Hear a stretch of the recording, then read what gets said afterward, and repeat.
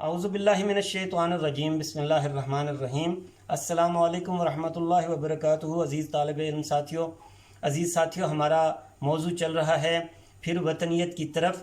جماعت 12ویں سے تعلق رکھنے والے اس مضمون کے مصنف ہیں مولانا صلاح الدین احمد، اور اس حوالے سے ہم اپنی گزشتہ 2 ویڈیو میں سبق کے تعارف، خلاصے، مرکزی خیال کو سمجھنے کے ساتھ ساتھ ہم نے اس سبق کے مشقی سوالات بھی ایک حصے میں پیش کیے ہیں۔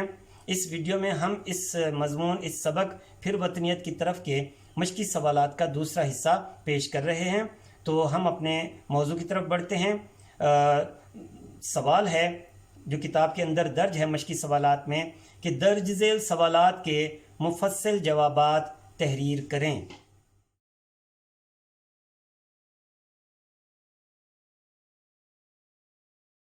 تو تفصیلی جوابات کے حوالے سے جو سوال ہے، پہلا سوال، مضمون میں مصنف نے کن اہم نکات پر روشنی ڈالی ہے؟ تو جواب ذرا سمجھ لیجئے۔ اس پورے سبق میں جو نکتے بیان کیے گئے ہیں مختصر طور پر یہاں پیش کیے جا رہے ہیں۔ مضمون پھر وطنیت کی طرف میں مصنف مولانا صلاح الدین احمد نے درج ذیل نکات بیان کیے ہیں، درج ذیل نکات پر روشنی ڈالی ہے۔ سب سے پہلا نکتہ کہ قیام پاکستان سے قبل مسلمانان ہند کا اتحاد ملت اسلامی کے جذبے سے سرشار ہونا ہے۔ یہ پہلا نکتہ ہے کہ قیام پاکستان سے پہلے ہندوستان کے مسلمان اسلامی ملت کے اتحاد کے جذبے سے سرشار تھے۔ اگلا نکتہ ہے، جو دوسرا نکتہ ہے، کہ علامہ اقبال کا شاعرانہ الہامات اور جذبات سے افکار کی طرف انحراف کرنا اور مسلمانان ہند کی عملی سیاست کی طرف اپنی توجہ مبذول کرنا ہے۔ یہ دوسرا نکتہ ہے۔ اسی طرح تیسرا نکتہ ہے، ہندوستان میں علیحدہ اسلامی مملکت کے قیام کا تصور اور اس کی ضرورت۔ ہندوستان میں علیحدہ اسلامی مملکت کے قیام کا تصور اور اس کی ضرورت۔ اسی طرح چوتھا نکتہ ہے، قیام پاکستان کے بعد وطن کی حفاظت اور اس کے فروغ کو یقینی بنانا۔ پھر اگلا نکتہ ہے، وطن اور ملت کے مفادات کا یکساں ہونا، یعنی قیام پاکستان کے بعد اب وطن اور ملت کے مفادات یکساں ہیں، اس نکتے پر بات کی گئی ہے۔ اسی طرح پھر اگلا نکتہ بیان کیا گیا کہ آزاد اسلامی مملکت پاکستان کا دوسرے اسلامی ممالک کے ساتھ تعاون اور اتحاد ہی عالم اسلام کی مضبوطی کا باعث ہے۔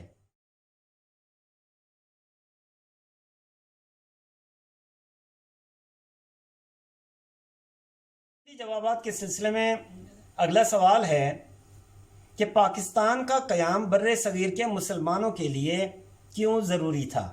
پاکستان کا قیام بر صغیر کے مسلمانوں کے لیے کیوں ضروری تھا؟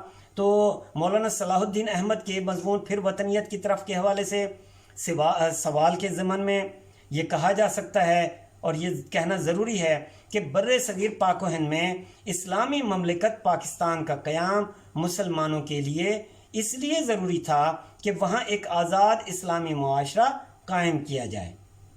انگریز جب ہندوستان سے رخصت ہوئے تو وہ ایک ایسا نظام حکومت اور ایسی جمہوریت چھوڑ گئے جس میں مسلمان ہمیشہ کے لیے ہندو اکثریتی قوم کے محکوم رہتے۔ ایسی صورت میں مسلمانوں کے لیے اسلامی اصولوں کے مطابق آزادانہ زندگی گزارنا ممکن نہ تھا۔ اس مقصد کے لیے مسلمانوں کی الگ سیاسی تنظیم مسلم لیگ کے نام سے بنائی گئی۔ اس تنظیم کے ذریعے علامہ اقبال، قائد اعظم مولانا محمد علی جوہر، نواب وقار الملک، نواب محسن الملک جیسے دیگر رہنماؤں نے مسلمانوں کو متحد کیا اور الگ وطن کے قیام کو ممکن بنایا۔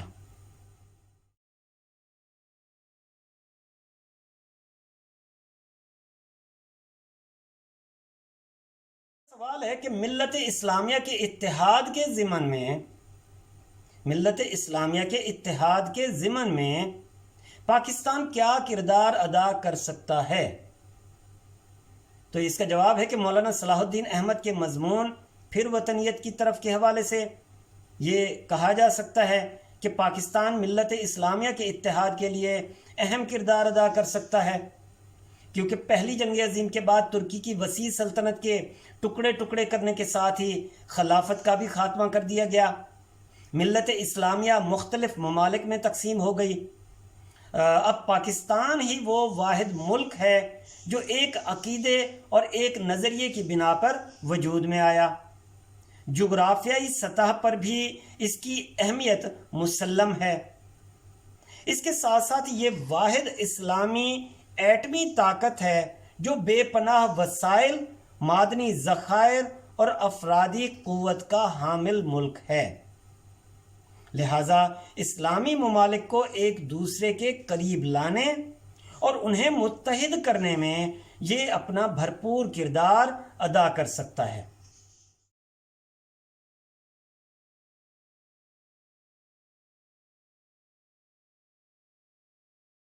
بقول مصنف، ہم کیوں کر اعلی کلمت اللہ کر سکیں گے، یعنی اللہ تعالیٰ کے کلام کو، اللہ تعالیٰ کے پیغام کو، اللہ تعالیٰ کے احکامات کو کس طرح ہم بلند کر سکتے ہیں، فروغ دے سکتے ہیں۔ مولانا صلاح الدین احمد کے مضمون پھر وطنیت کی طرف میں یہ بات بیان کر دی گئی ہے کہ اگر ہم اپنے پیارے وطن پاکستان کی حفاظت اور ترقی کو فرض اولین سمجھیں، مقدم سمجھیں، اس کی ترقی، اس کی حفاظت اور اس کی سلامتی کو اپنی ذاتی خواہشات کو پس پشت ڈالتے ہوئے صرف ملکی مفادات کو ترجیح دیں اور اجتماعی فائدے کی سوچ کو اپنائیں، تو ہمارا جو وطن ہے یہ ترقی یافتہ ہوگا۔ جب اپنا وطن ترقی یافتہ اور محفوظ ہوگا تو ہم اعلی کلمت اللہ یعنی اللہ تعالیٰ کے احکامات کو فروغ دے سکیں گے۔ مطلب یہ کہ ہم خود بھی اسلامی تعلیمات پر آزادی سے بغیر کسی ڈر اور خوف کے عمل کر سکیں گے اور انہیں دوسروں کے سامنے پیش بھی کر سکیں گے۔ ہمارا وطن محفوظ اور خوشحال ہوگا تو ہمیں خدمت دین کا موقع ملے گا، اور اس طرح ہم تعمیر ملت بھی بہت اچھے طریقے سے کر سکیں گے انشاءاللہ۔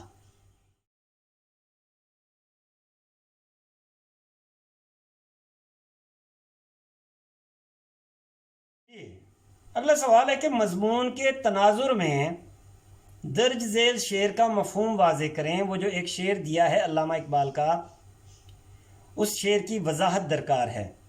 شعر کیا ہے؟ ایک ہوں مسلم حرم کی پاسبانی کے لیے، نیل کے ساحل سے لے کر تا بخاک کاشغر۔ تو عزیز ساتھیو، مولانا صلاح الدین احمد نے اپنے مضمون پھر وطنیت کی طرف میں علامہ اقبال کے اس شعر کو خاص طور پر موضوع بنایا ہے۔ علامہ اقبال تمام دنیا کے مسلمانوں کو متحد دیکھنا چاہتے تھے۔ ان کی یہ آرزو تھی کہ دریائے نیل کے ساحل سے لے کر کاشغر تک کی سرزمین پر بسنے والے تمام مسلمان اتحاد، محبت اور دوستی کے رشتے میں بندھ جائیں۔ کاشغر عوامی جمہوریہ چین کے خود مختار علاقے سنکیانگ کا ایک شہر ہے جو درہ خنجراب اور شاہراہ کراکرم کے ذریعے سے پاکستان سے منسلک ہے۔ کاشغر تو دریائے نیل سے لے کر کاشغر تک بسنے والے تمام مسلمان اتحاد، محبت اور دوستی کے رشتے میں بندھ جائیں، ایسا علامہ اقبال چاہتے تھے، اور حرم پاک کی حفاظت کا بیڑا اٹھائیں، ذمہ لے لیں کہ حرم پاک کی حفاظت کریں گے۔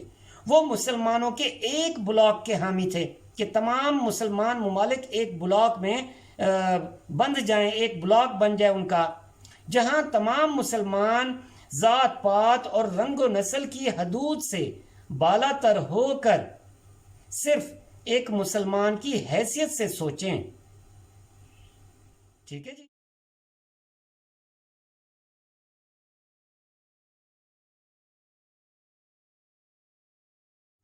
جی، اور اس مشق کا آخری سوال ہے کہ درج ذیل جملوں میں امدادی افعال کی نشاندہی کریں.